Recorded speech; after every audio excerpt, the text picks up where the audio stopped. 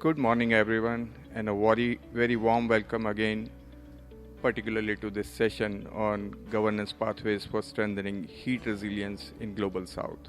I, on behalf of NRDC India, Abhiyan Tiwari, welcome you all again. Well, thank you to all for joining us today and being part of what is an increasingly urgent and evolving conversation. Over the past few years, extreme heat has moved from being seen as a seasonal hazard to being recognized as a systemic and chronic climate risk, one that cuts across health, livelihoods, food and water systems and economic productivity. And this is especially true for the Global South, where the exposure is high and the vulnerabilities are layered and institutional capacities are often stretched. We are already seeing this play out, right? Heat waves are becoming more intense, more long lasting, and more frequent. Their impacts are no longer isolated, they are cascading across the sectors. And most importantly, they are disproportionately affecting those least equipped to cope. At this time, uh, there has been important progress as well. We have seen that countries, states, and cities across the world, we have seen emergence of scaling of heat action plans. These have been critical in improving the preparedness, strengthening the early warning systems, and of course, in saving the lives. This is a significant achievement, right? And it reflects strong leadership and commitments from many of the stakeholders present even in this room. But we are now at an inflection point because the nature of risk is evolving and so must our response. The key question we face today is how do we move from response oriented seasonal planning to more institutionalized cross-sectoral system that addresses heat as a long-term development challenge and not merely seen as a health or a disaster issue. The key question we face today is how do we move from response-oriented seasonal planning to more developmental approach? The shift requires us to think differently about governance. Now that we do not just what we do during the heat waves, but how institutions are structured, how decisions are being made and coordinated across sectors, and how data informs the action, and most importantly, how heat resilience is embedded into planning, financing, and everyday governance process. It also requires us to recognize that heat it is not just a climate or disaster issue. It sits at the intersections of public health, urban planning and housing, energy and power sector, and labor and livelihoods, which means there is no single agency or sector that can address it alone. May I request to please put up the slides.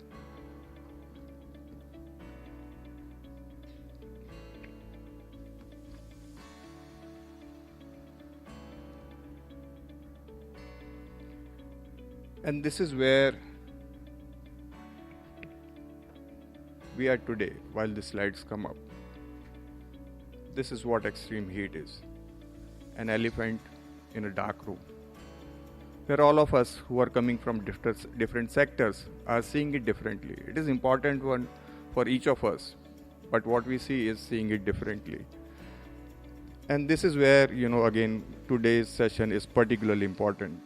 Through this session, we'll introduce a structured framework for understanding and strengthening heat governance, hear about the real-world experiences from different geographies and governance levels, and most importantly, engage in a practical discussion on what works and what doesn't when it comes to coordination, accountability, and scaling.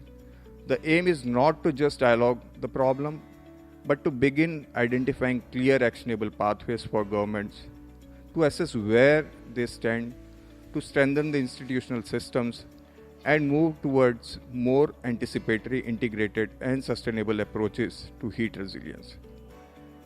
We have an exceptional group of speakers and discussants with us today, bringing perspectives from governments, academia, international organizations, and civil society. And I would encourage all of you to engage actively in the discussion that follows. to help this poor elephant, come out of the dark room, and let's all of us together throw some light on it so that our individual views together become a vision that we can address it. With this, let me invite our first speaker, who will introduce the Extreme Heat Governance Framework and Toolkit, which will serve as an anchor for much of the discussions that we will have here today. So thank you so much, and the floor is yours, Alejandro from Global Heat Health Information Network. Thank you.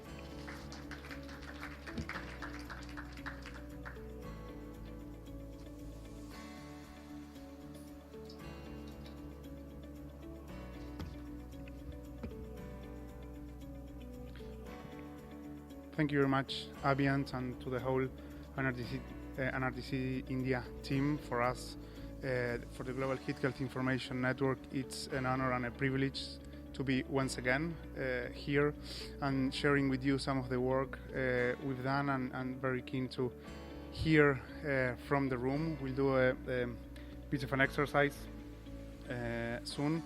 So let me start by passing the slide.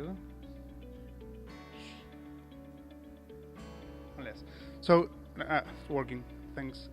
So you've all seen this graph. I won't stop, but just to make a connection between the increase of CO2 in the atmosphere, there's a lot of evidence from that. I come from the World Meteorological Organization, which hosts the Global Heat Health Information Network, and we recently published the State of Climate report that shares this data. And if I can go to the next slide. Is there a place where I should point? Yeah, green wasn't there. And in relation to the increase of CO2 in the atmosphere is a shift in the temperatures globally. What we're seeing is hotter extremes. We've heard that, but that for common workers, men and women, and as was just pointed out in the opening, it's more hot days per season, longer seasons, and higher temperatures. And this is a pattern we're seeing in every region in the world, every sub-region, and in all countries as well. And there is a lot of certainty and evidence around what that means for well-being and for livelihoods. There's a ton of evidence behind the increased exposure, how that affects health. So we're talking about morbidity, people getting ill. That is also connected to productivity and loss of income and loss of GDP for economies, and also on mortality and the effects that also has in the economy. I think it's important to establish a clear connection between the impact that heat has on people and systems and the economy. There's also knowledge around certain groups that face higher risk, and that the impacts are not equally distributed throughout the globe. Some regions and countries facing even higher impacts based on some social determinants. So this is not new. There is a ton of efforts as well that have been done to start addressing some of these effects, with India being one of the leaders in terms of heat action planning now for decades. And there is one element, one challenge within heat action planning that is related to the governance behind those plans. And why is that? Because usually these heat action plans come from one entity within government. In India, it's usually from the NDMA, the Disaster Management Authority, but in other regions, it's from other authorities. In Europe, it's commonly from the Health Ministry or the public health institutions. So they are usually labeled as heat health action plans. On some other occasions, it's not from either any of these two, but from the climate or environment sector, where a climate adaptation plan might have some components specifically on heat. So there's a lot of variety depending who leads this effort. And the other element we've seen is that they're usually single sector level. It's the NDMA or the Ministry of Health or Climate or maybe some other. They are usually not cross-sectoral. And the other complexity is that in most countries there are different levels of government. So it's the national level, it's the state level, and the local level. And these three different levels of government have different competencies. And the three of them are needed. But on occasions, the three of them are not part of the same table. So this challenge of horizontal coordination and vertical coordination of integration really matters. And that's why it's frequent that heat impacts and heat effort fall in the cracks of how the government is structured. So GHIN, as we call it, the Global Heat Health Information Network, is a community of practitioners like yourselves. We have we were launched around 10 years ago, and we have three main objectives, one of which is convening experts, academics, researchers, practitioners, NGOs, MDBs, and whoever is doing something on heat. We try to engage with them, learn from them, and we do that through meetings, workshops, to hear what they have to say. Other two objectives are related to generating knowledge and then using that knowledge to inform policy action. So we've done that on a number of events, and we've seen and heard of many of the challenges they experience, and we've made sort of a high-level category. And I'd like to stop on or focus the attention on the last one, which is on the lack of legislative and policy frameworks and mechanisms for heat-centered cross-sectoral planning. That level of coordination, the cross-sectoral coordination to implement the plans, are often lacking. So we said, okay, let's try to flesh that out further. And from 2024 to this year, and it will continue, we've done a series of assessments to try to have a better understanding on the intricacies of and the challenges behind heat governance. So we've done some research. Everything is accessible in our website, but I'd like to stop briefly on one, and it was an assessment of heat action plans from different countries. And one of the findings is that, and I'm looking at number 3, single sector governance limits the response. And that's because the problem, the heat challenge, is just too wide and too big of a problem to be tackled just by one agency or sector within the government. That effort can be led by one area, probably easier and better if it does, but it has to bring absolutely everyone to the table. If it were just, I don't know, putting traffic lights, I think it could be probably managed by the transit sector. If it was about reducing accidents, then maybe it's a transit sector and with public health as well and some urban planning. But the heat challenge, we need everyone there. So that's why heat action planning really needs a component and a mechanism behind which it can actually deliver. So that's why we, under these learnings, we said, okay, let's try to do something in relation to that and see some concrete tools for cities, communities, governments to drive that process and make sure that heat governance is a component whenever there's a heat action plan. So throughout 18 months, we did a series of meetings. Some colleagues that are in this room were part of those meetings or the review process, so thank you to you all for that.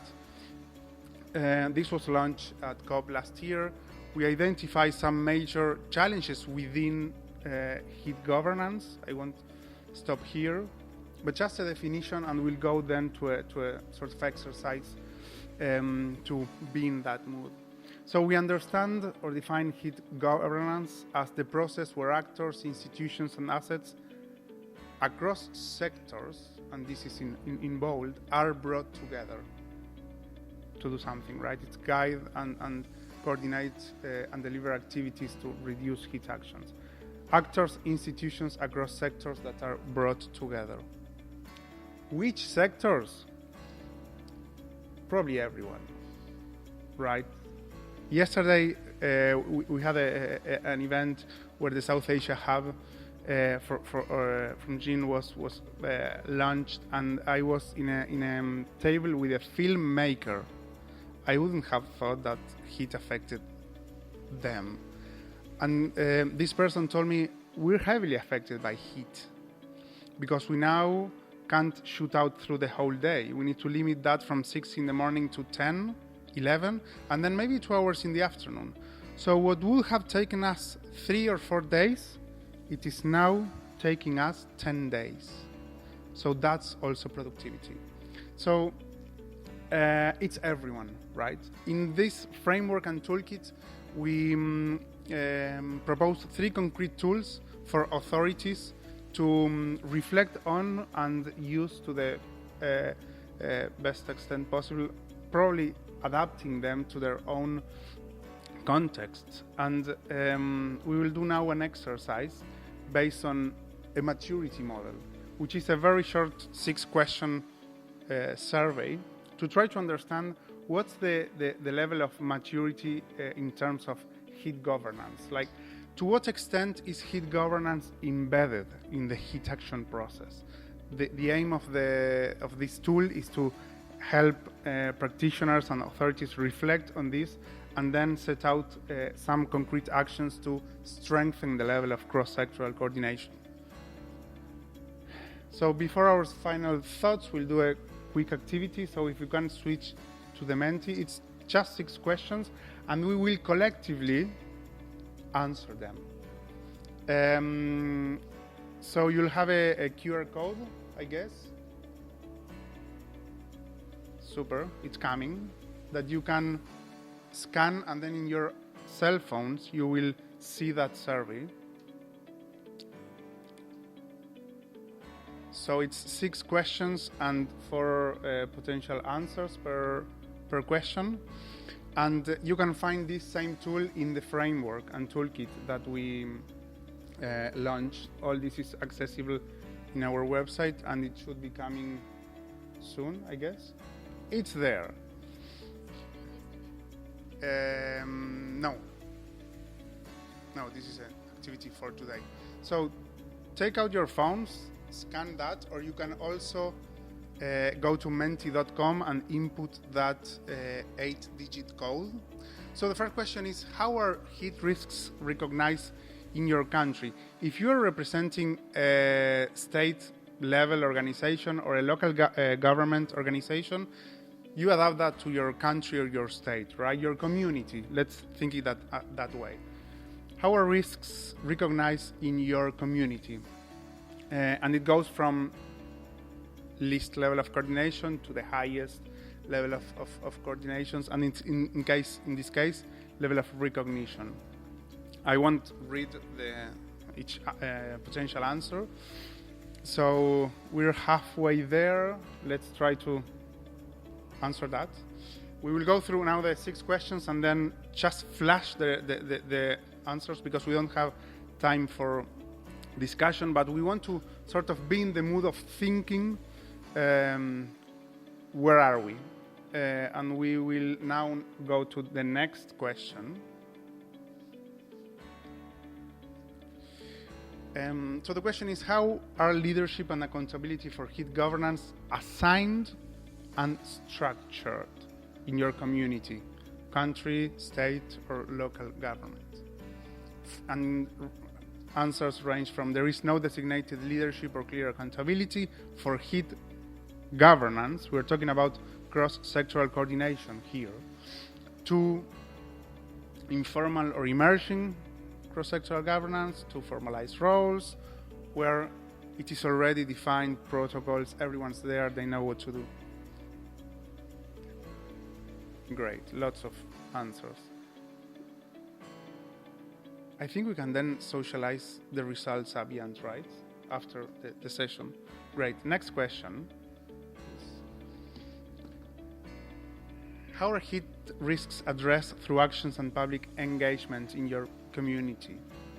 From reactive and crisis-driven to early warnings and awareness campaigns being developed, to heat action plans being implemented with specific warnings for vulnerable people and social groups, to comprehensive prevention, mitigation, and anticipatory strategies.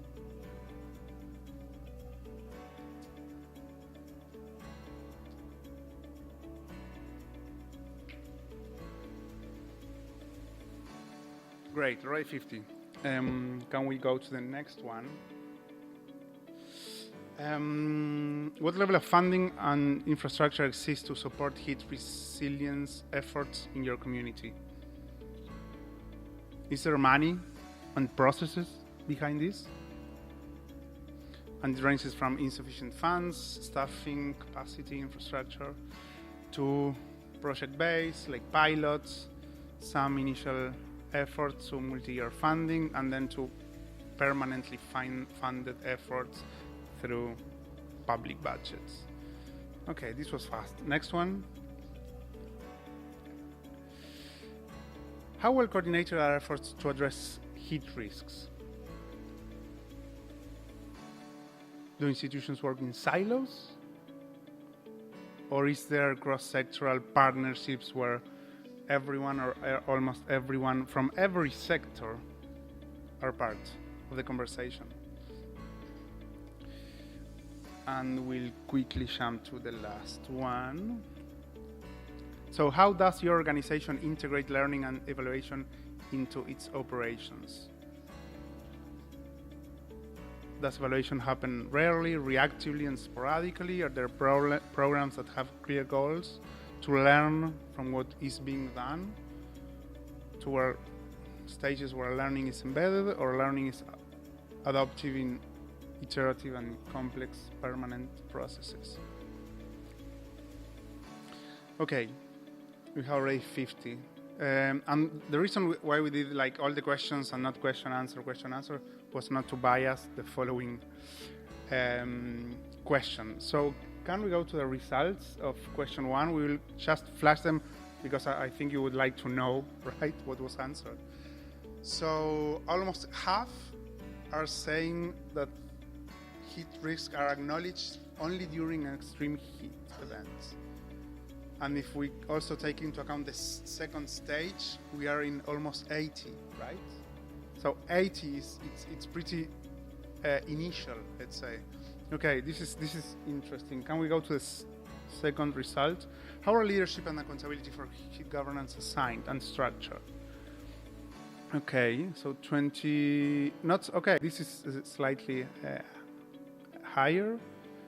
There is some concrete efforts, let's say. Can we go to the next one? We're just sharing this for your info and we'll wrap up now. How are heat risks addressed? Okay, more distributed answer. Next one, please. Funding. Yeah, back to initial stages where not so much and insufficient funding. I think this is makes a lot of sense. Answer 5, please. On the level and the degree of coordination efforts. Okay, between around stage 2, let's say. And the last one. How does your organization integrate learning and monitoring and iteration? Thank you. And we go back to the slide. It's my final slide. So we wanted to sort of share this tool. This is what is in the framework, and then there are some concrete recommendations on how to strengthen based on the results. The tool is further explained in the document. So to wrap up my session on the activities while the slide comes. In the previous session, Amit Prothi from CDRI raised a question. Can we also, I can take it from here, yes. So my final thoughts are, let's not trip over on the same stones. There is evidence, there have been assessments. Sustainable Futures Collaborative did a very interesting work on this and published this last year. So if you are working on a heat action plan, please do reflect on what coordination mechanism is there to bring all sectors to the table. And the other element is that heat governance can sound complicated and difficult and complex. And it doesn't have to be that way. There is a minimum viable product. There is a very simple approach to start doing something. Good enough could be the new perfect standard. Let's just start with something. And to wrap up, as I was saying in the previous session, in inaugural session, Amit Prohi raised a question where he said, what would happen if today with our 40 degrees temperatures, we have a power outage? And then he goes on and says, what if the hospital has no energy? We know infrastructure is by nature interconnected. We know heat impacts. Heat has cascading and compounding effects. That's a fact. Then shouldn't we involve all those sectors to be part of the solution? Thank you very much. Thank you so much, Alejandro. That was really a great walkthrough on the various toolkits and frameworks that are available at the Global platform, and also an eye-opener on where are we in the stage of governance, governing the heat in our geographies and our places. With this, next, may I invite please Dr. Jason Lee from National University of Singapore, who also happened to be the first host of the first Southeast Asian regional hub, in the Singapore, which is a regional hub for the Southeast Asia Heat Health Information Network. Dr. Jason Lee, over to you. Thank you. Thank you. Good afternoon. It's good to be back again.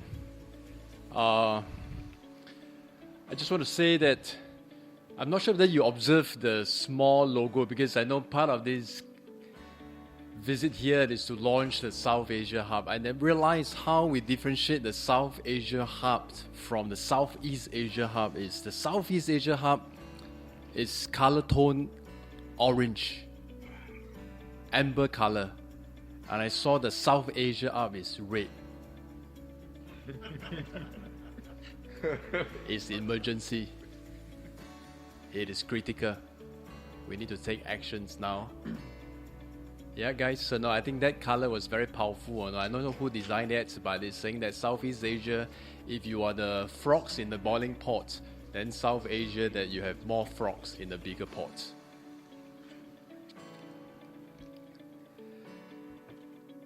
To do good heat policies, advisories, recommendations, it's like buying an apartment.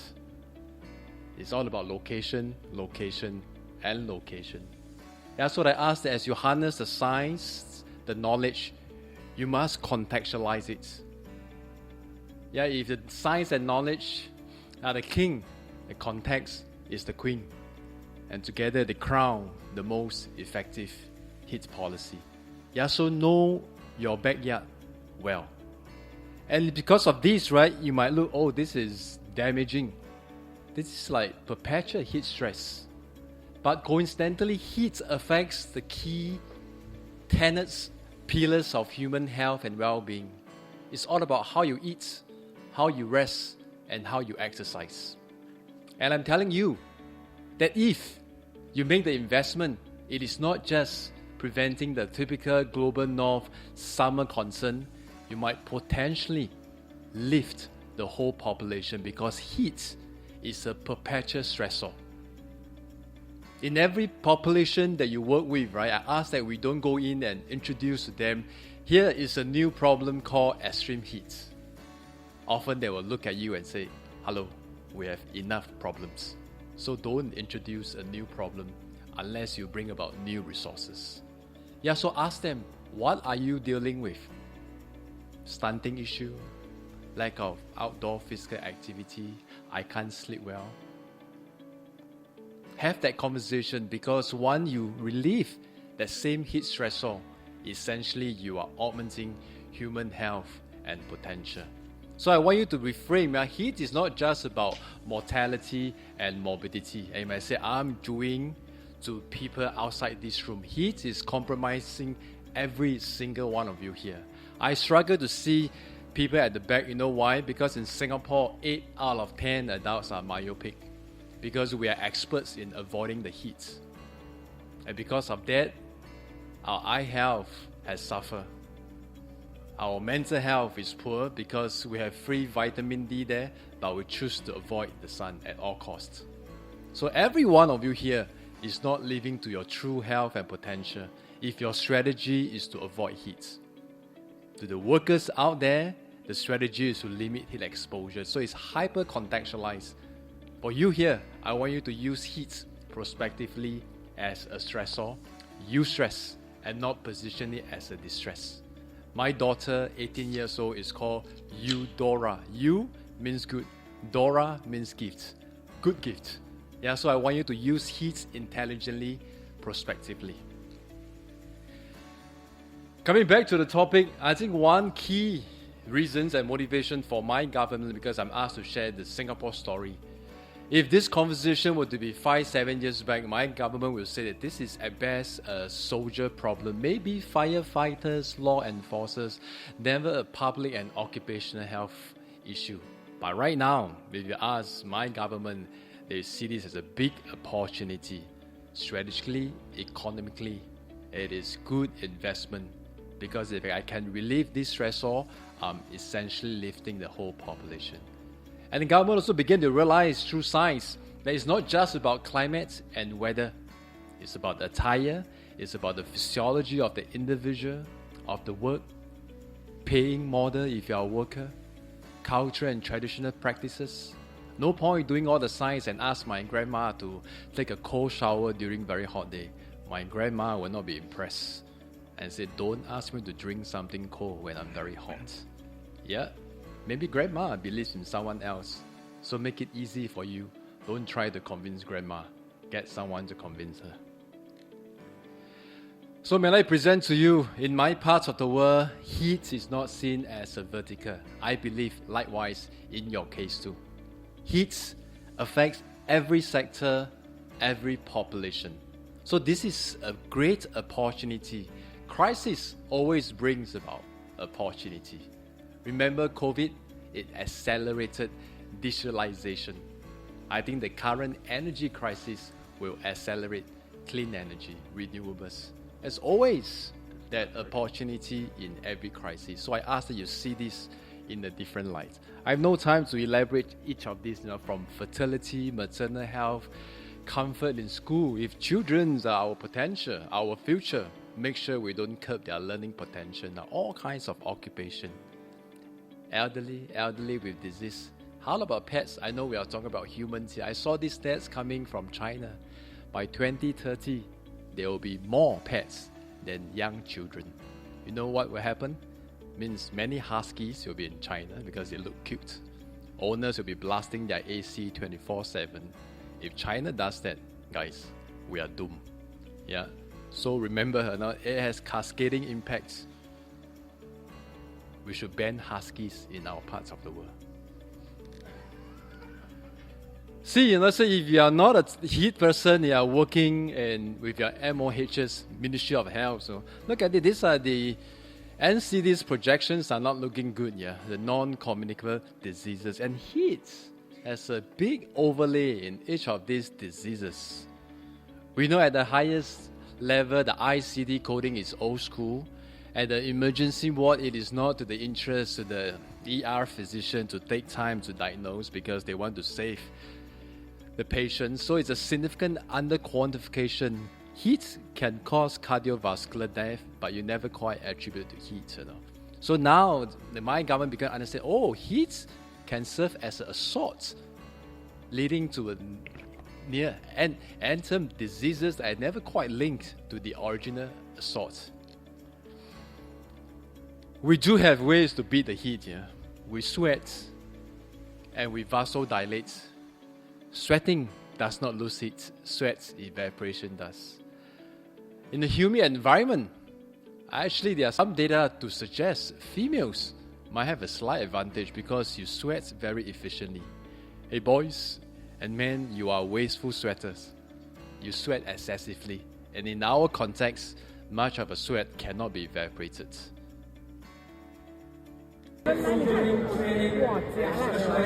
Look at this. Now this is the typical scene you see in passing out parades in the military.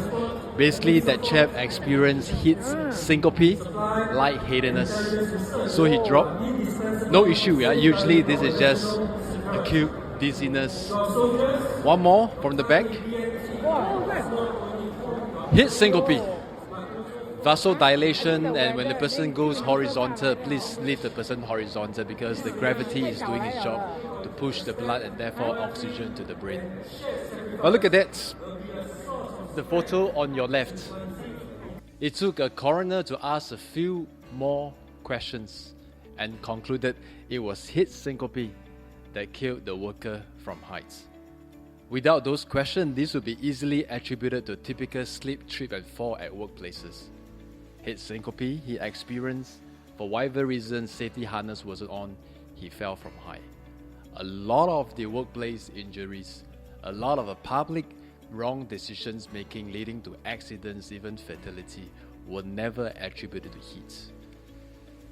I like to believe, when the policymakers say, I don't have resources to deal with heat, it's largely because he or she has not fully appreciated the burden of heat. Because all we got about citing is mortality and morbidity. It's actually very difficult to die of heat. When someone died of heat, you know the system has failed. And many who didn't die suffer through the same episode. So a couple of examples, heat-induced syncope causing death. How about risk-taking behavior? This was done in the group of actual healthcare workers serving as their own control in a public hospital, performing emergency response. Long story short, the intervention was ice slushy, ice slurry you get from 7-Eleven. Okay, not that kind of content, yeah. Those are high in sugar. We use the same machine, but we pour isotonic sports drink, low sugar, a little bit of electrolytes, very refreshing. Anyway, they administered the ice slurry and their risk-taking behavior was curbed accordingly. Healthcare workers taking more risks during hotter days is bad for them, bad for the patients under their charge. Yeah, so it's not just about death, it's not just about work productivity, it's not just about accidents, it also affects the morale when you're thermally uncomfortable. So from Singapore, briefly, I just put some of the main efforts that we are investing. Just a couple of months back, Singapore has announced the National Heat Resilience Policy Office that coordinates across 15-16 ministries towards heat resilience. Yeah, so from preparing Singapore for more frequent and intense heat, you'll be surprised, Singapore has always been hot and humid. It's only a few years back we finally convinced ourselves to launch the National Heat Stress Advisory. We were so concerned that spanas and stones would be thrown back, say, what are you guys doing? It's always hot and humid. What's the point of heat stress advisory? I asked you, challenge too. Today, often we think that the heat health warning system is the solution, right? Nothing wrong with that. But when you apply that in a specific context, when it's perpetually warm and humid, you need to ask yourself, can I always trigger that particular system? How about leveraging on the disaster framework? Sounds good, right? Nothing wrong with that. But how about every day is a disaster? Also, we need to think of solutions that work well, not just good at the policy level, that the recipient will look at that and say, oh, maybe it's helping me to augment my livelihood. So in the same scenario, when I head into the rural part of Thailand, it's no good for me to tell them, say, heat is a problem, take actions. But rather say the same tricks and protection I'm going to impart to you that will improve your livelihood because now you can cut more. It's the same investment I ask you to make for health. Don't make the same public health mistake again. We know smoking is bad. You pay the price downstream. many people still smoke. Yeah, humans, unfortunately, are like that. Either you reward them instantaneously or you punish them. Choose to reward as much as possible. Oops, sorry.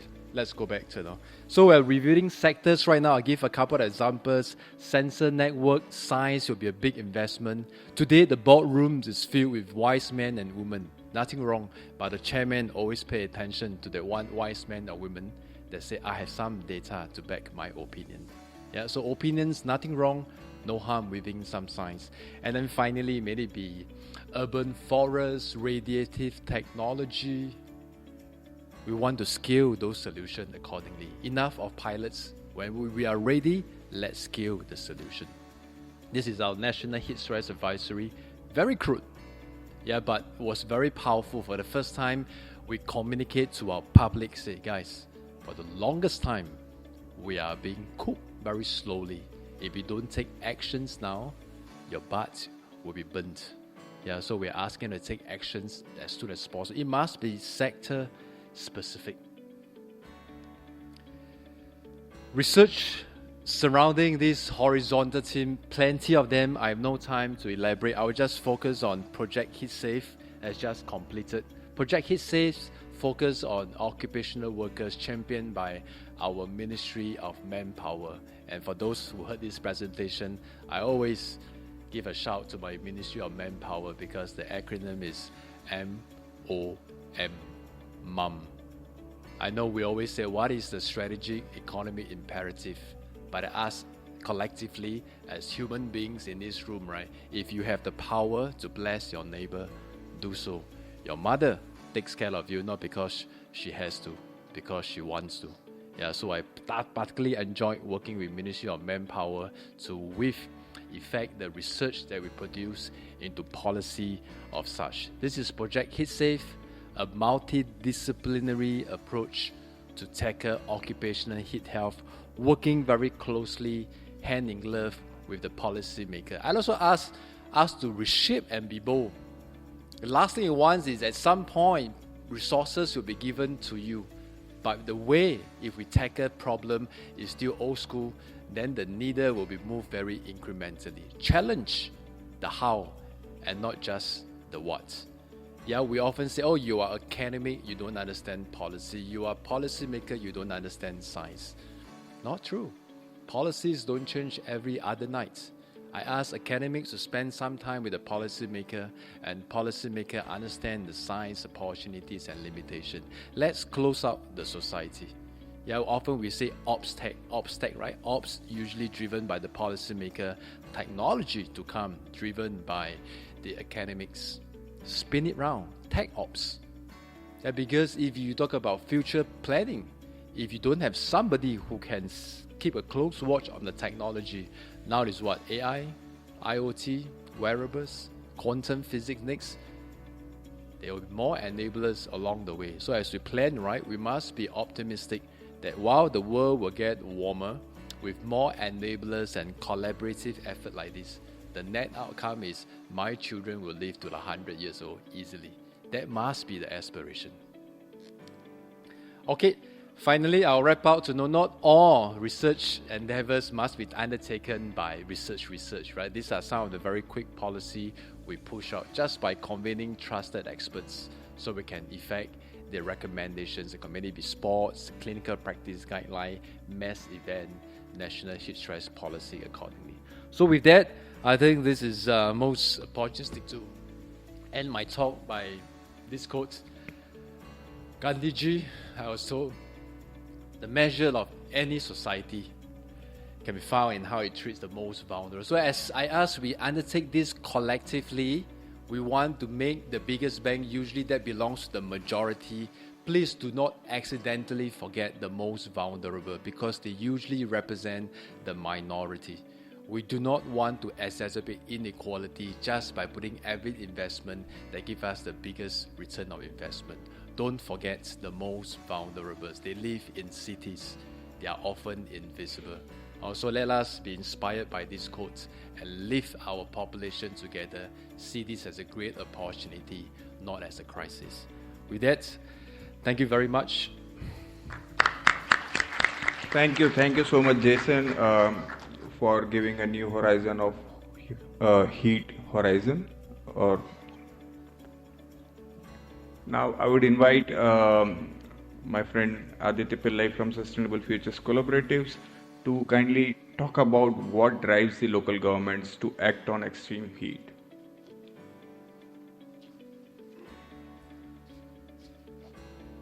Thank you, Abhiyant. It's really refreshing and exciting to see a panel on governance on day one, first day, first show. And it's really one of the most important issues. Usually it's like, session 7, session 8. It's really exciting to have a packed room to think about this very crucial issue. It's also very nice. I'm going to be talking about local governments and how they react to extreme heat. And it's this survey we did last year. So it was a scoping survey where we actually talked to frontline implementers in cities and districts across the country to try and understand how they see heat, where it lies on their priority list, ask some very basic questions about the scope of heat action in local governments.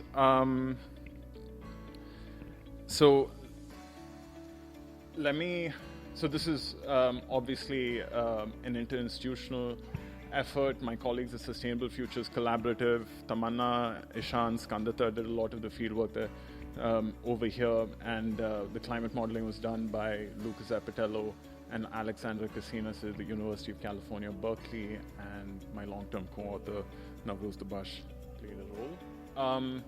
So let me just start with the provocation, right? So the provocation is heat is quite puzzling.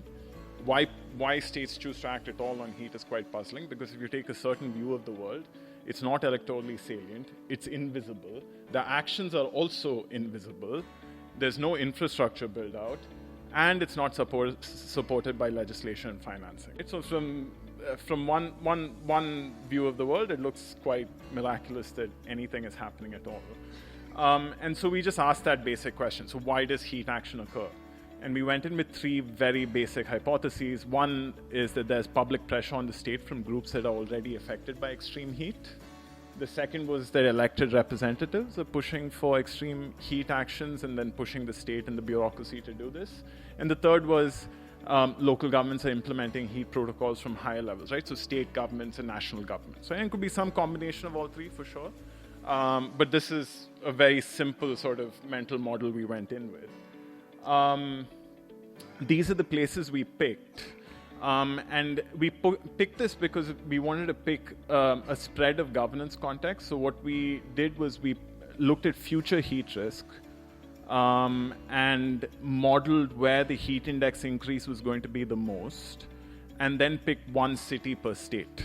Right, so we wanted to have a wide spread of governance context. We didn't want, otherwise a lot of the places that are going to experience very bad heat index values in the future all end up in Uttar Pradesh and Haryana. So we couldn't have that. So we wanted a national spread. Some rules for case selection: large cities over 1 million, one city per state, as I said. I won't get into the nitty-gritty of how we did the modeling, but effectively it was to look at a 1.5 degree scenario and pick places with 15 to 20% increase in very dangerous future heat days. And so we ended up with a final sample that covered 42.7 million people, which is approximately 11% of the urban population by the 2011 census. And we did 88 interviews with state, city, and district officials. And as you'll see, it was multi-sectoral: disaster management, urban planning, health, district municipal administration, and labor. So we're operating at the 3rd tier of government. And some limits, obviously, there's a skew here because, labor wasn't adequately represented. You can't generalize across India because, the sample size is too small, but this is a scoping study, just to give you a sense of what's going on. So the first hypothesis is direct public demand impinging on 3rd tier governments, right? So 35 of our 50 respondents said they received 0 heat-related requests directly from the public. And so this kind of confirmed what we knew, that this is not a direct public representation issue. when there were demands, they focused exclusively on things that the public wanted directly in the moment that benefited them, rather than larger sort of public policy intervention on heat and creation of public goods. So they were asking for emergency water tankers, electricity supply, your classic Bijli Pani directed private goods rather than public goods. And the implication was that the state would focus on emergency measures in a HAP due to direct public pressure. So that was a sort of implication from this. When it is implemented, that'll be the first port of call, maybe not the only one. This was interesting, right? So we asked them, what kind of representations do you get from elected representatives, right? Your local MLA, your local MP, so on and so forth. Right? How much is heat moving the political class? And only 20 respondents chose to address this topic. We kind of expected that some of them would be quite cagey about reporting this. But 12 reported engagement, and 8 of these, and this is really an important trend in heat governance in India that we might be overlooking, which is 8 reported the chief ministers and chief secretaries in our sample chaired review meetings during heat waves. And this seems to be moving the needle. So it is still, coming from the state capital, but it seems to be moving the needle a little bit because it was quite widely reported, right? 4 cited involvement of tree planting targets, and so interesting that planting trees is politically the most attractive thing in our entire list of heat actions, right? Because it sort of has broad appeal and it's also visible. So there's sort of political backing to trees. And when elected representatives spoke, they tended to focus on visible actions rather than systematic hazard mitigation, right? And so this is broadly in line with what we know about what to expect from a complex multi-sectoral program like a heat action plan. So all of this was kind of expected in a way.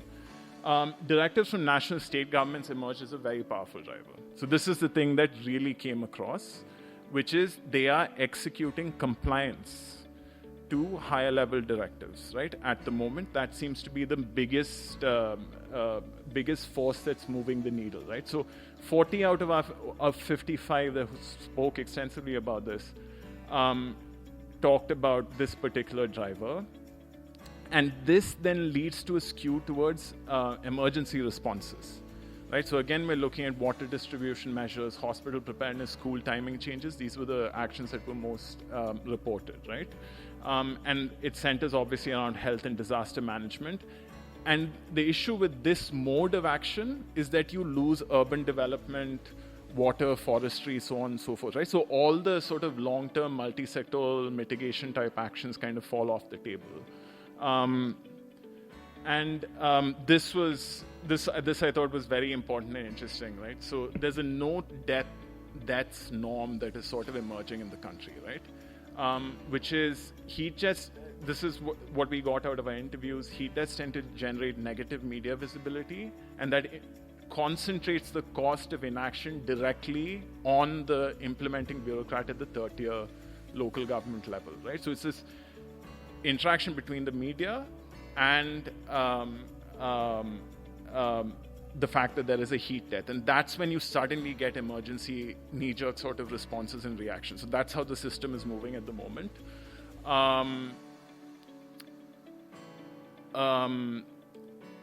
This is our interpretation of this, but we think this could be a state legitimacy concern, right? So one of our respondents said, if the state cannot prevent heat deaths, what is the point of the state existing, right? And something Jason just said, which is a heat death means something has failed, right? So that narrative is really seems to have stuck. And the implication of all this is the incentives sort of tend to tilt heavily towards short-term emergency response. So this is the reality of the way the system is working at the moment across the country. Like I said, there are definitely outliers and examples that we can pull up that definitely don't fit this, but this is the mean, right? Think about this as sort of the average, right? Yeah, and I just want to give you this, right? So this is city-wise distribution reported motivation, so you get a sense that this is actually widespread. The top-down directives you'll see is the tallest tower across the cities in our sample, so that's the blue on the left.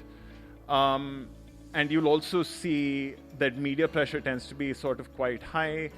or present in most cities. It's very high in Delhi because of the media concentration in Delhi. Popular pressure is very interesting in Kota. I'm not entirely sure why Kota has so much popular pressure. We think it might be because of the heat from the coaching classes, the coaching classes, right? And so here's a sector-wise distribution. And it's really, the top-down directives really come down to disaster management and health. So these are the two local bureaucracies that are most motivated by the top-down sort of directives. And it's understandable, right? Because they're tasked with dealing with emergencies. So that makes sense. Labor also gets some of that action. Our labor sample is slightly lower, so that number may be higher, I think. But again, it's all tilting towards emergency-based action. Of course, multi-sector administration is your district magistrate and so on. And again, you see they get both the popular pressure and the top-down directives. So the summary across these two slides is, again, just to substantiate the fact that it's spread across cities and it's sort of concentrated in disaster management and health, right? So this is my last slide, and I think, I've done an okay job on time. There are two ways of making heat policy, right? And this I think is really the big lesson as we move to the next stage of heat implementation. The way we're working now is let's get the science right, write best-in-class policies, right, and plans, and the black box of governance will take care of itself, right? We will write it, it goes into the machine, and then it comes out on the other end with lives saved by magic, right? And that's fine. I think, parts of the scientific community operate that way, and that's important and necessary, right? But there is a question of translation, and this presentation was meant to open the black box. So how can we write best-in-class policies that also drive incentives for implementation at the local level, right? Because they are dealing with other risks, other problems. There is a need to be electorally salient, to show that they are doing things, to show visible action, to merge it with other problems. Like Jason said, I have 100 problems, don't come to me if I don't have resources. So that's really, I think, the question where we need to go. Where are the incentives at the heart of our heat action plans? And if you take any heat action plan today, and if you look at it from the perspective of a local government official, or, actually even better, an MP or an MLA, tell me which ones you would implement, right? So let's not leave public institutions in India out of the picture altogether and just focus only on NGOs and civil society mobilization for this. Let's bring the big bazooka into the picture, right? Let's bring the big bazooka into the picture, right? And how do we structure incentives, right? So I think one thing, in Krishna Vatsaji's message this morning, it was interesting to see the focus on mitigation funds and the fact that incentives might come through the Finance Commission mechanism. That could really motivate action in ULBs and panchayats and states and so on. Legal foundations we've already talked about, but having that sort of accountability, compliance, transparency through the judiciary may be helpful to some extent. And the third is focusing on communicating visible actions to local elected representatives and frontline bureaucrats, right? If your water kiosk was seen suddenly as a way of showing proactive governance, maybe you'd have a lot more local kiosks. And if you had a lot more local kiosks, you could put the temperature and you could put the humidity and you could do exactly what we just discussed about, the blackboard, just, put up a blackboard with all of these details on it. And then you might actually start seeing transformative change because you unleashed a lot more force. A lot of it will still be hollow, but it might actually move the needle quicker. So if you're motivated by urgency, like I was discussing with a colleague earlier, this is one possible pathway. Thank you. Thank you so much, Aditya. The work that you and your team are doing on heat governance research is truly exceptional and will surely guide many of us sitting in the room in advancing the heat policies and plans.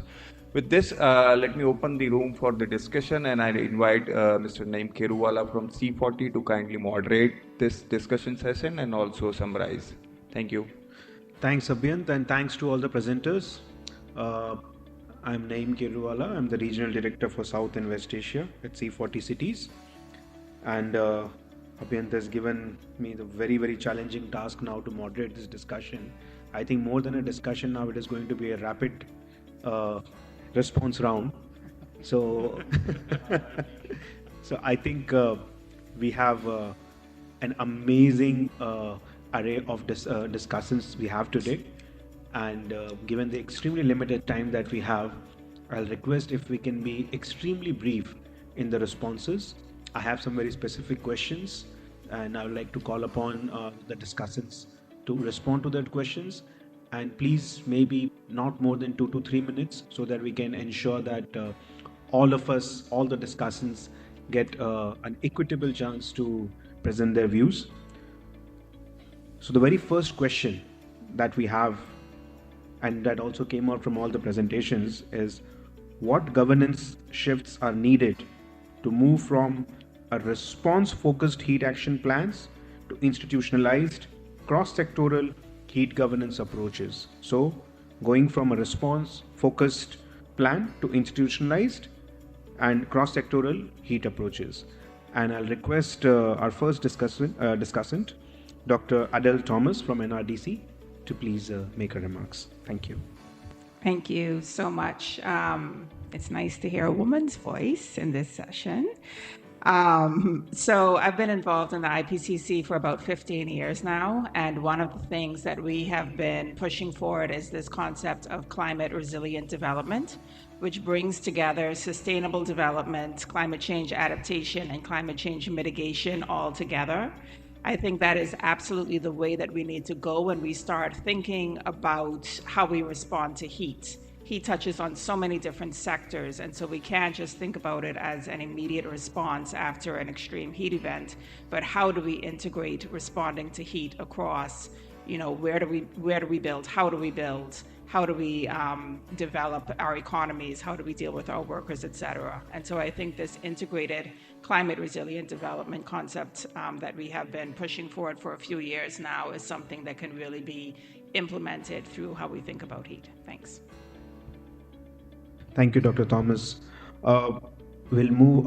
Before we move on, I also like to, thank our discussants who have joined online. I think they've very patiently been online for, I think, almost a couple of hours now. So thank you very much. We'll come back to you very shortly.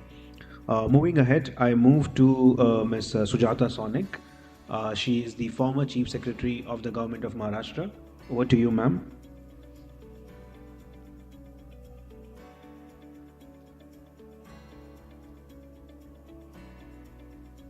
Yeah. Thank you so much. I really enjoyed listening to all our illustrious panelists who spoke so well on, different aspects of heat management. I feel that already within the government, the understanding that heat response is necessary as part of a government's commitment to their people is already there. I can say with confidence it is already there in Maharashtra. The reason are two. One is, as Aditya pointed out, that there is some semblance of optics involved in it. It's so visible. So if there are heat deaths, which initially were not counted as heat deaths, but I won't go into that because you said we don't have so much time. But initially, there was no data on how many deaths are happening because of heat. It was always linked to a comorbidity. But in recent times, there is more awareness of deaths that have been caused due to heat stress. And therefore, the optics doesn't look good for any elected government. So that's reason number one. Number two, and more importantly, today heat is creating an impact also on the economy. It's in loss of working days, it's in a loss of labor hours, which leads to loss of productivity, it leads to loss of wages, and then these people are put into greater stress, and all of this then comes back to the government to address as an issue. So therefore, today I feel in some parts of our country for sure, heat management, heat as a action that requires urgent action is already an understanding that has come up within the governments. And I would end by saying that this whole push towards Viksit Bharat and the Viksit Maharashtra particularly, it also entails action on the climate vagaries. And it used to be earlier more flood related because we have heavy monsoons. So everyone felt that flood relief is important, but now because of the intensity and the frequency of heat waves, it also involves action during summer months by governments in place. Thank you. Thank you, ma'am. I'll request Ms. Jaya Tindor from the World Resources Institute, WRI. Can you hear me? Thanks, Nim. So I think a couple of things. Right now, a lot of the focus is, we have been doing really well on heat action plans across the country. And the challenge now is that how do you land these plans? There are several of them, and all departments and line agencies are asking about how do we land these plans. So I think a couple of the ways in which we've seen some sort of evidence of success emerging is institutional structures like the climate action cells in some of the cities in which we've been working in, Mumbai, Nashik, Bangalore, etc. And also these centers of excellence on heat which are coming up, one in Maharashtra that Sujata ji actually had enabled, and there are several others in Tamil Nadu and other places which are coming up, have allowed different actors for the first time to come together and at least have a dialogue around what is needed. I think there is also increasing recognition of the limits of short-term actions, that it's only going to get you that far, and that everybody collectively now needs to look at medium to long-term actions. And I think some of the ways of doing that we are experimenting with is, for example, looking at localizing heat thresholds. And then how do you talk about differential heat, bringing different line agencies together and seeing, how can you coordinate to kind of get the action on the ground that is needed through these different agencies. I think Nashik, another place where we've been looking at, ways in which some of the early evidence on blue-green infrastructure, shade, other sort of mechanisms on heat, and how can that be institutionalized in master plan? Because at the end of the day, if it's not legally binding or in some document that is legally binding, some regulations, standards and norms, it doesn't get done. So how do you get collective action around that is something that we're working towards. And I think lastly, the whole point is about climate budgets and aligning the money. So how do you measure the kind of actions that you're doing year on year, season by season, and then how does that align to climate budgets? It's a very powerful governance tool, and I think it's a great tool for transparency as well. You see 1 year the government has done this much, the next year you can amp the ambition up, and it's a great tool to bring collaborative action. Thanks, Jaya. Moving on to the last discussant for this particular round is Mr. Jorge Gastelumundi. Over to you, please. Thank you, and thanks for the invitation. I work at the Atlantic Council. I lead the Climate Resilience Center, and about 6 years ago, we launched this effort of establishing chief heat officers across cities around the world. I will reflect on some of the lessons from those 6 years. I think those will be helpful, hopefully. The main two functions that a chief heat officer has played over time, and I have a couple of colleagues here, both Albert Ferreira from Cape Town and Elaine Miniviti from Athens, that have been part of that network over time, is that they deliver awareness.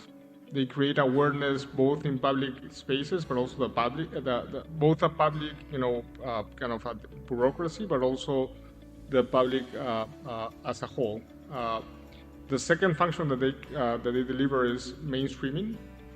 They have been able to advance mainstreaming across two aspects. One is governance systems. So instead of creating a standalone heat unit, they have been able to embed heat into governance systems that already exist. And the second is that they've been able also to advance mainstreaming on project design and public budgets. So creating, as opposed to creating a standalone budget for heat, they embed heat priorities into existing budgets of other priorities such as health, for example. What has led that to is that both that awareness and mainstream functions have pushed the envelope for creating greater accountability around heat across the ecosystem of factors that ought to be dealing with heat. So not only them, but who does who and who is responsible for what. So that opens a conversation that wasn't there before. And the second is partnership. What they found the most relevant and most impactful way is by partnering with government agencies, again, in this case of mainstreaming, but partnering with government agencies, but also with academia, technical actors, and finally communities. And I think I will just pause on that final one, that is communities, how you can create partnership with communities to raise awareness. So it's a full cycle, but it starts with awareness and mainstream and moves into accountability and partnership. I'll just mention one point, that this is the way we set it out, has in all honesty, brought a double-edged sword. The way we set it out was we gained the political capital of a mayor of a city, and that mayor appointed a chief heat officer. The good side of that is that you have enough political capital to actually do that awareness and mainstreaming and create then the other things that I said. The downside of that is that if the mayor wasn't able to fully embed that function into the governance mechanism of in this case, a city, when the mayor is gone, the chief heat officer is gone. So that's a double-edged sword on our lessons from that experience. Thank you. Thank you very much for that. So I think if we can just very quickly summarize what the discussants said, I think three things comes very clearly. One is vertical integration, is that we need to ensure that the aspect of heat is embedded in everything that we do. Standalone structures might work, but eventually there has to be vertical integration. And the second very important aspect also of the form versus the function, that we are creating forms, but they also need to function, and they need to have the kind of powers and the accountability to basically deliver. And the third is the importance of enabling actors. For example, the climate cells, which has kind of given a dedicated resources who are looking at it from that perspective and trying to mainstream or make sure there is vertical integration. And we have good examples, like how ma'am said that Maharashtra has been able to do that. So maybe there is a lot of learning that states and cities can learn from each other to take that ahead. So thank you very much, all the discussants. Moving to the next important question is on the institutional coordination and accountability, which is very much linked to what we had discussed. But the key question now is, what coordination mechanisms work to ensure accountability across sectors? If there are people who are dying because of extreme heat, at the end of the day, can we pinpoint and say this was the department that was supposed to ensure that doesn't happen? So what are the accountability mechanisms out there? And the first question, sub-question part of it is, which I think Mr. Hore, you also mentioned, is what institutional models really work? Do we need dedicated chief health officers? Do we need a nodal agency? Or do we need task forces? So I'll invite our first speaker for this, Dr. Eleni Mirvili from the Atlantic Council. Over to you, Dr.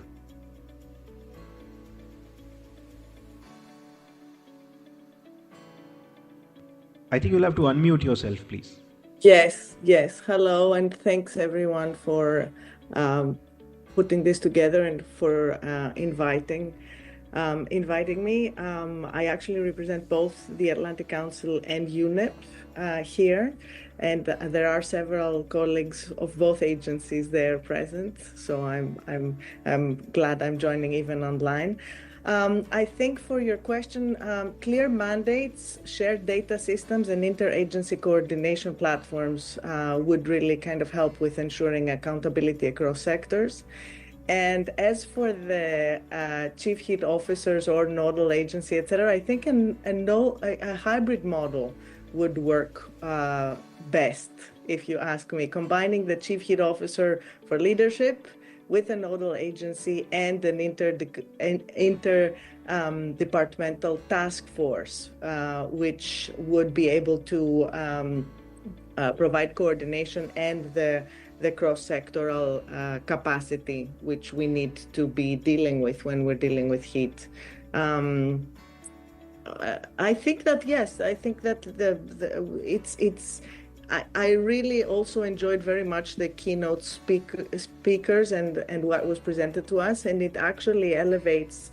They have all elevated the issue, especially the last one, the issue of how difficult it is to create interdepartmental coordinations and multi-sectoral types of approaches, but we still need to fight for that, and that's the best way forward. And accountability, I think, is really important to be enforced through legal mandates and dedicated budgets and KPIs that are very clear and measurable. Thank you. Thank you very much. Moving on, we have our next discussant from Cape Town, joining us from Cape Town, Albert Ferreira. Over to you, please. Good day, everyone. Thank you so much for the opportunity, and yeah, it's so wonderful to see many of our partners in the room and online as well. Maybe just a reflection in terms of what the Chief Heat Officer role looks like for Cape Town. And again, what is great about the other Chief Heat Officers are that their institutional structures are different, and so we can learn from each other. But in our case, I'm also the manager for resilience and climate change, and we sit in a corporate structure within the city. So we're able to navigate across the directorates. And what is great, because I have a view across many climate hazards as well as social issues, we are able to really integrate the idea of broad vulnerability and exposure within our organization. I will also say our institutional structures were really strengthened during crisis. So firstly, in 2015-16, we had a major drought. Some of you might have known this as day zero. So increasing heat, water issues continue to be a problem. And then during COVID, again, we came together to deal with an integrated health issue. And so moving from that crisis into long-term sustainability, we are trying to integrate that. And what is wonderful is we really have we've found partnership in our infrastructure departments through long-term infrastructure alignment, including investing in climate adaptation, and then really supporting our disaster risk management and frontline staff as well, so that they can focus really on what is important, but able to kind of step back after each major crisis and high heat seasons, so we can learn from that and improve. And it's really been fantastic with this new sort of heat hat on, that we are able to really learn from each other. And of course, there's more to be done. I think that the next step is really the question is around how do we bring in the private sector? How do we involve particularly vulnerable sectors such as the informal workers within our community?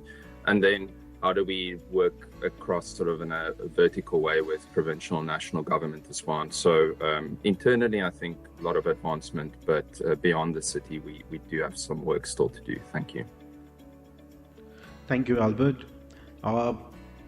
Moving back to India, yesterday during the launch of the South Asia Hub, there was a presentation that was made, and one important element that came out was vast majority of India is basically into high or very high, has a high or very high heat risk, and Kerala was also actually part of that high to very high heat risk zone. And we have someone from the Kerala State Disaster Management Authority, Dr. Shekhar Kuriakose.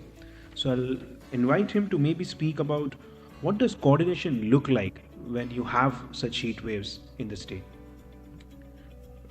Thank you for that question. First of all, Kerala in itself never had a heat wave. It's just that it was acknowledged that some thresholds had been exceeded some time back in 2016, and thereafter heat regime has been high.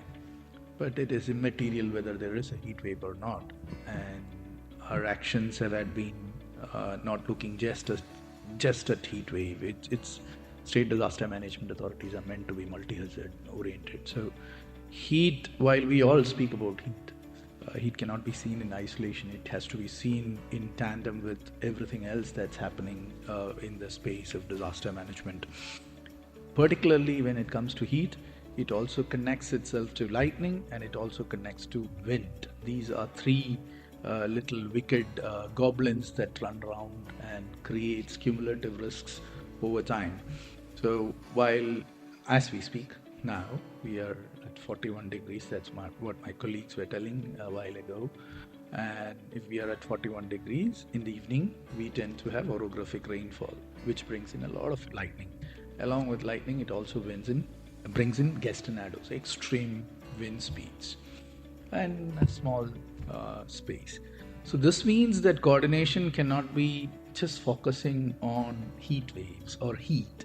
It has to be a coordination which is ubiquitous. It connects to the last mile, the locals, and from there all the way up to any responding forces when it comes to response, or when it comes to anticipatory actions, mitigatory steps, the allied stakeholder departments.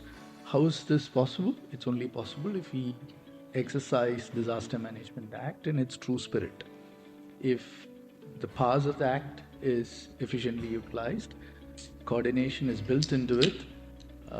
There are both carrots and sticks. Somebody was talking about incentives. Incentives are there because we have a stash of money called SDRF and SDMF, and that lures a lot of people, a lot of stakeholders, because then that brings in activity for them.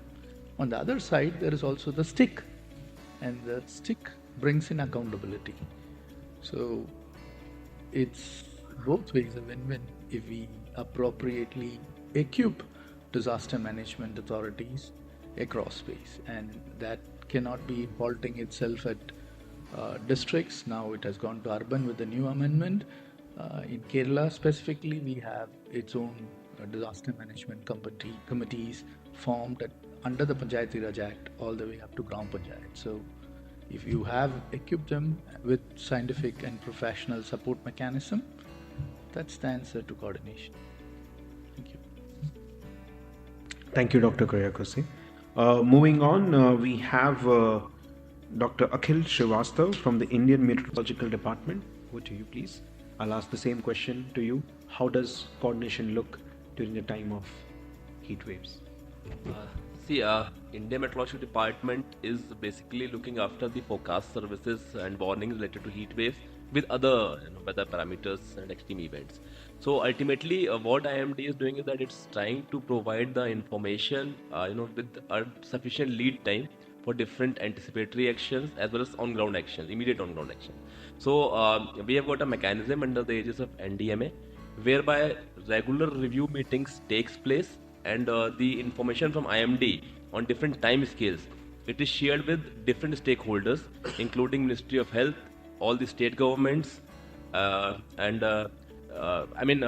it's kind of a preparatory meeting also, anticipatory actions meeting also, and we also try to put in the information that what sort of things are expected in terms of temperature and heat wave in the coming few weeks also.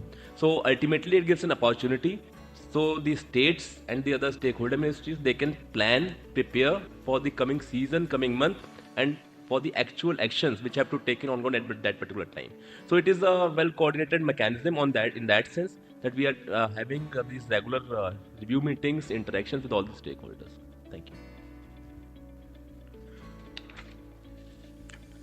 you. Thank you, Dr. Srivastav.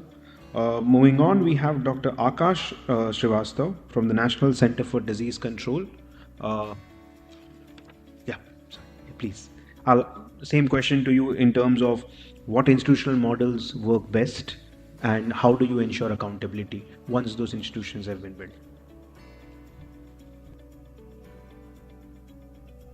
Okay. I work for the health sector, so I'll only speak on the health sector component. one thing that I want to tell everyone is that irrespective of what goes out elsewhere, the burden on health sector is huge for a number of reasons. First, it is something that the health sector has never been prepared previously for. There are very competing priorities in health sector. Medical professionals are primarily engaged in dealing with infectious diseases, non-communicable diseases, mental health, and a lot of other diseases. Resources are scarce, and they are actually meant to be addressing these areas. Now we come across with something which is a new domain, and it's increasingly not only the stress is coming from the inbuilt of the patients coming to the hospitals and hospitals' preparedness to address them, but also the health professionals themselves are also stressed out, and their capabilities are reduced when they are in huge stress. So one of the most important things that I think on platforms like this, there should be also an engagement of health sector professionals, hear them out to understand, because resources for health sector do not pour in from elsewhere. It is left to the health sector to arrange for themselves. And as I said, it has competing priorities, and it's become, with so many diseases to be eliminated and so much services to be rendered, it will become difficult with these new challenges coming forth. Anyway, so the first foremost is putting in place suitable equipments, suitable provisions, heat stroke room management units, so that you can actually give attention to the patients who come in. What is most critical here is that the conditions like heat stroke, you have a very short window to save the life. You have to do something within 30 minutes to be able to save the life of that patient. And you have to immediately cool down a patient reasonably, or which used to have to be a state of readiness. Now that means that you should have a sort of a tub or something where you can put the patient, and they should have an ample supply of ice, okay? And not only to be available in the center, also for the ambulances that have been doled out to bring up such cases. Now, ice is something that you can understand, not easy to have, and you require them in huge numbers, right? So all of those things are new challenges.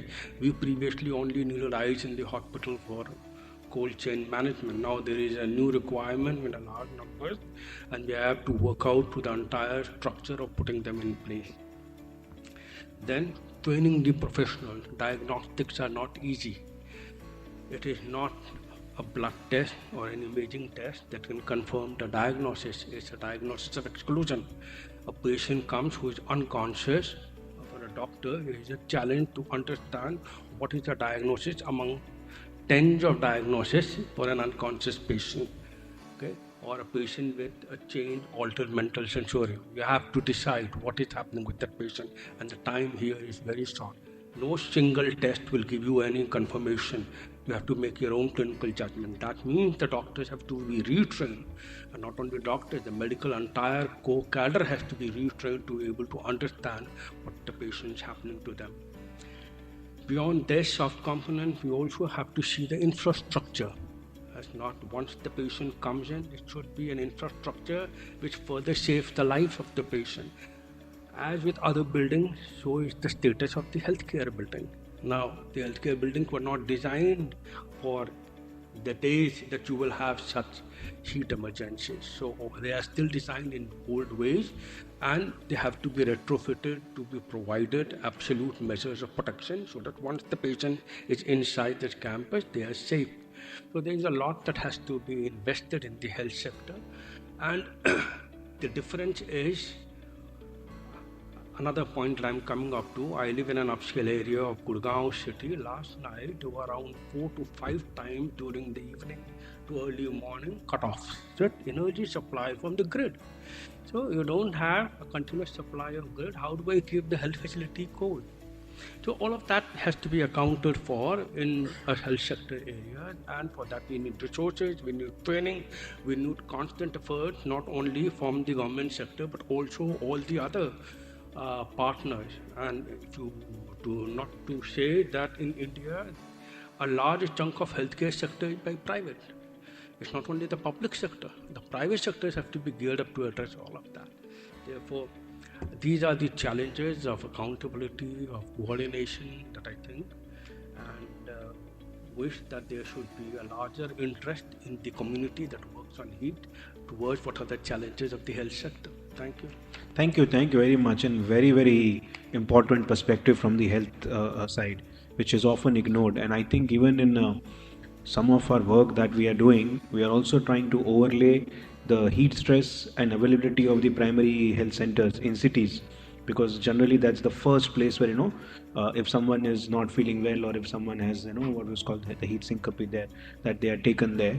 And in some of the cities we have seen that higher the heat stress, actually the lower number of PHCs in those areas, because they're also in the peripheries, and these are the areas where a lot of new development and construction is happening, but the PHCs are just not available. So what you said, I think, about the availability of resources and the training aspect, very valid and very important. And then that makes me to another important question, is then how are cities allocating resources towards this, and how can we enforce?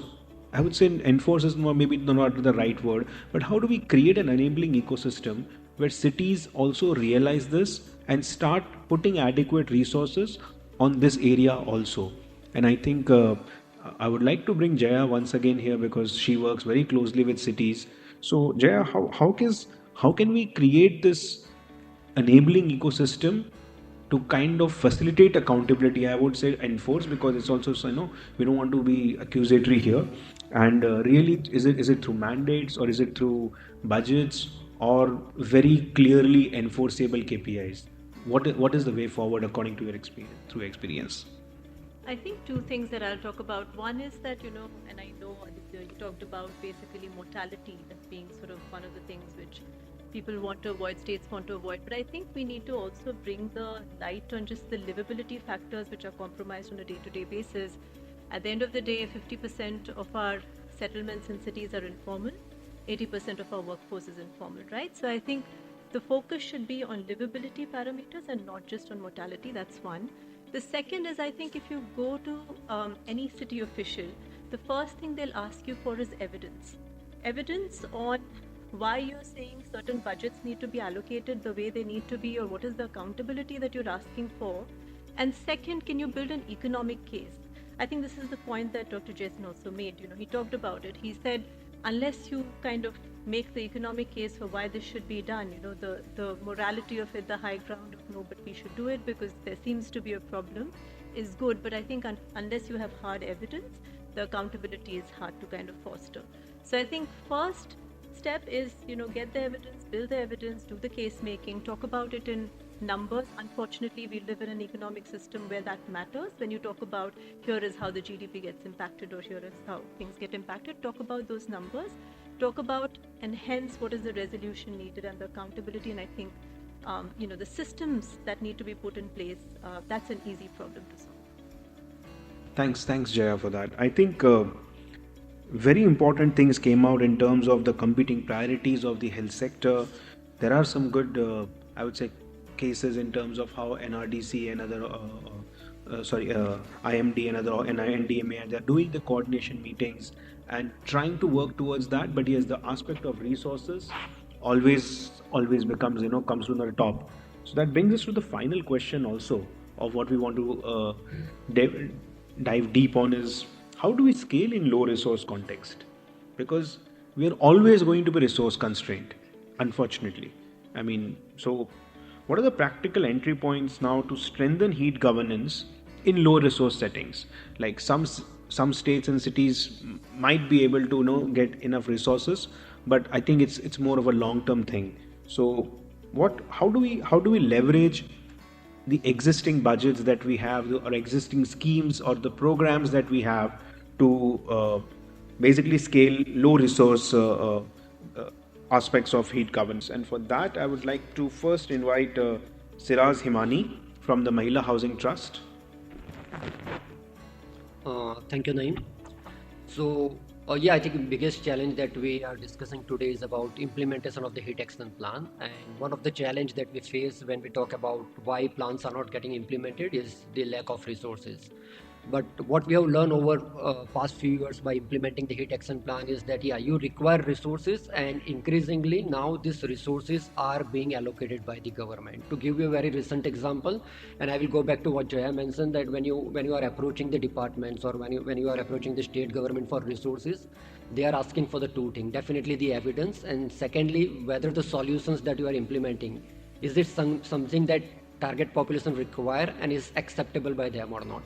So very recent example, I think in 2024 under the Jodhpur Heat Action Plan, MHT in partnership with NRDC did a net zero cooling station. That was the first net zero cooling station in India. And we did very scientific study for 2 years, how people are using it, what is the thermal comfort inside the net zero cooling station. And then we approached the state department with this solution, with all the evidence that how it has been used. We did that in last quarter of 2025. State was convinced, it has been kept in the budget, and very recently in the April, we got a news that state government of Maharashtra has now allocated adequate resources for having one cooling station in all the districts of Rajasthan. So there's an example. I think it's all about how scientifically you present it. On the other side, in the beginning when you are starting an implementation of a plan, resources are not there. But I think if you look at a heat action plan, very realistically prepared heat action plan in consultation with the community, not very academic heat action plan, most of the actions that you require doesn't require that high resources. There are many actions that can be done from the existing state government and the municipal corporation budget. There are actions that can be done in partnership with the private organizations, and there are many actions which are high impact, low cost, that can be done through community by community contribution. So at Mahila Housing Trust, we have been relying a lot on in terms of when we are talking to the talking about the governance. I think that is also important, that when we are doing this governance part, how you can make sure that there is a multi-stakeholder coordination, and we have to keep that structure little bit porous and little bit open, so that people who are interested can come in, contribute, and go out, I think. And that has helped us to bring in resources that are required for implementation. So two things: for high resources, evidence are required. Need to make sure that solutions that we are implementing is something that community needs it and is acceptable by them. A large part of the heat action plans are being implemented through the existing government, state government, and the local municipal corporation schemes. Thank you. Thank you, Siraj. Moving on, we have Dr. Sahil Hebber from the Self-Employed Women's Association, SEWA. Thank you to NRDC for inviting SEWA to the event. So I'll just echo what Siraj Bhai mentioned. There are a couple of things from a governance standpoint. One is we need to shift away from thinking about communities as just beneficiaries to becoming co-governors in action. So what we have felt like that in the last 50 years of SEWA's experience, women's savings self-help groups, collectives, cooperatives actually function as real structures of governance. So by leveraging these, we'll ensure that there is trust that's developed in the communities, and it is through these relationships that we can translate information into actual action. The second thing is there's been considerable progress that's been made on heat resilience, heat action plans, and early warning systems. But we feel it can be further strengthened by ensuring that informal sector workers and workers' unions are actually involved in the planning, in the design, and the deployment of such plans. And these plans need to not only include solutions like hydration, rest, change in working hours, occupational safeguards, but also look at the information gap that currently exists. So there might be heat action plans, but they might not be reaching the informal sector workers. And if the real question is, how can an informal sector worker act to reduce his or her risk, then we need to address this information gap and ensure that they are involved in the actual planning. And then the final one is when we talk about practical solutions for the community that are no cost, low cost, I think there is a need for action research with the informal sector workers to find out what is the most beneficial, cost-effective, and scalable solution. Thank you, Sahil. Moving on, we have Dr. Sandul Yashobant from the Indian Institute of Public Health, Gandhinagar. Yeah, thank you. I think I'll just put two simple points to this discussion. The first point is that it's not about the heat action plan operational aspects. It's about how you put citizen in terms of resource mobilization. So for an example, been working with Varanasi and Ayodhya heat action plans because it's a major tourist attractions now. So the temple trust, although the heat action plan was designed academically and scientifically by the municipal corporation and so on, but if the temple trust is given the authority to implement the heat action plans, the majority of the resources that's being constrained in the city can be really implemented. So we need not only the top-down directives, but also the bottom-to-top approach in terms of heat action plans to make it more actionable strategies to be there in the community. The second point, we have to also think about the strategies, not only about the coordination with the interdepartmental or the governance things that what we are thinking, but also make it more about transdisciplinary. That means how the coordination or the responsibility can the citizen be interacted with the government officials. So we have to think about this coordination has to be transdisciplinary from to the science to the community and the community to the government. So thank you with that. Thank you, Dr. Yashovan. Now, we talked a lot about multiple aspects today, and resources was obviously something that came very prominently. So moving on to our next and the final speaker, Dr. Dilip Maulankar. I think he has all the resources from the World Bank. I think that is what we assume, that World Bank has all the resources. But let me start by saying that resources are tied to political priorities. In the same cities, we don't have resources for water, but we have resources for building a metro system, which cost a bomb. So that was my first point. So unless you develop evidence, and how does political priority arise? It is out of evidence and out of what is reflected in the media. Because what does a chief minister or a mayor or somebody read, or chief secretary read? What is coming in the newspaper in the morning? So how do we build the solid evidence and then take it to the public representatives, the administrators, in a way which then they can take action? So, as part of the World Bank effort on the urban heat resilience, there has been a series of reports called Unlivable. Why I want to say that is, what we have talking is current heat, and IMD is predicting what is going to happen this summer. But now with computerized models and other things, we can predict what will happen to our cities in 2050. And really, at least the 3 reports which World Bank has so far produced for Southeast Asia, Latin America and Eastern Europe and Central Asia show that the cities will become unlivable. And both from mortality and health point of view, from productivity point of view, and economic impact because of that, and infrastructure, again that was discussed. So I think it is important to develop the evidence and present to the governments. And similarly for South Asia, a new report is being developed by the World Bank, and it will be released end of May almost, to show what will happen to the cities. And that, I think, then builds the case. The second is, many times there are untapped opportunities. For example, I see in Ahmedabad a BRT bus stop is built, 1 crore rupee cost.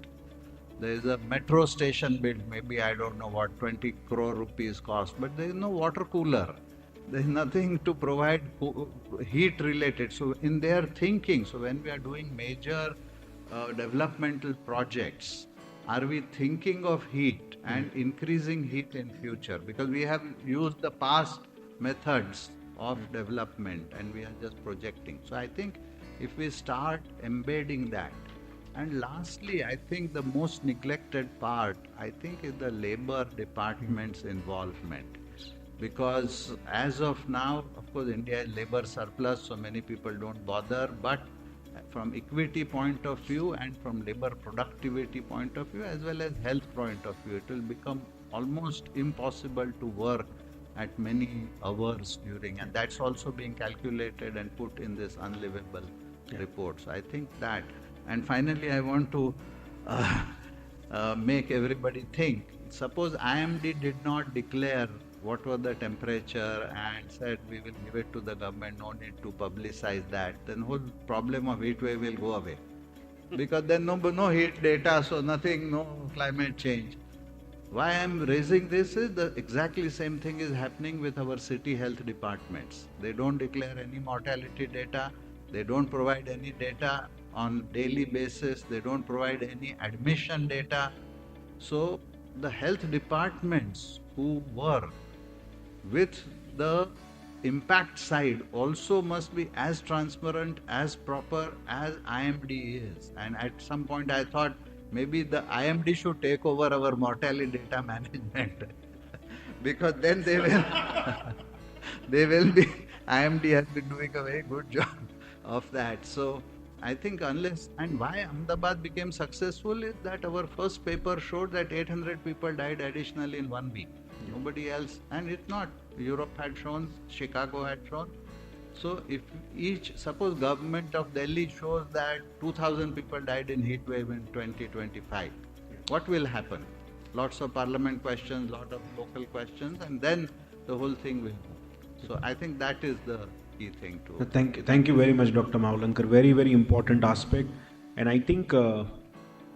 Maulankar and a few others in the last, round very clearly mentioned and brought out the aspect of, the information asymmetries that really exist within the government, outside the government, and within the system as well, which I think also creates a huge amount of bottleneck in terms of even if you have resources, but are we then allocating resources for the right, intervention? For example, what you just mentioned, yes, we might spend a lot of money for metros, but are we also kind of integrating and do we have the information also to make those right decisions? So thank you very much, all the discussants, for your brilliant points that you made. I think we were able to cover almost everything in a very short period of time that we had. I think we had like 17 speakers that spoke in 45 minutes. So I think a huge round of applause for everyone.